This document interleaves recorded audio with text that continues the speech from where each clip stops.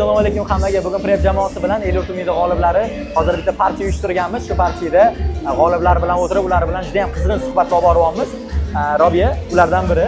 Robiya qaysi davlatga yutdingiz? El Yurtimiz stipendiyasi. Buyuk Britaniya bilan yurdim. Buyuk Britaniya. Qachon o'qishingiz boshlanadi? Xudo xohlasa 28-sentyabr. Qanaqa his qilyapsiz? Zo'rmi? Ощущениyalar qanaqa? Hayajonlanganmiz. Hamma stipendiyatlarga o'xshab. Plus xavotirdayamiz ozgina.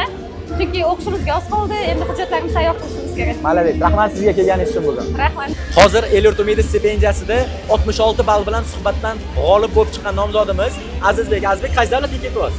Xitoyga ketyapman. Xitoy tilini bilasizmi o'zi? Bilaman, oz-moz bilaman. El Yurtimiz stipendiyasi bo'lib o'zingizni qanaqa his qilyapsiz? Ощущениyalar qanaqa? Ochiqni aytsam, o'zim xohlagan universitetda, o'zim xohlagan soha, texnologiyalar, robot muhandisligi bo'yicha o'qiyapman. Va o'sha bu yerga hamma xarajatlarimni muhtaram prezidentimiz tashabbuslari bilan jamg'arma qoplab beryapti. Zo'r, juda ham xursandman. Juda ham zo'r. 100% qoplangan holatda endi Xitoyda o'qiydilar. Undan avvalgi ishtirokchimiz Buyuk Britaniya bo'lsa, bunisi Xitoyda o'qiydilar. Hammaga omad, El Yurtimiz stipendiyasiga topshiringlar, kuzatinglar, omad hammaga.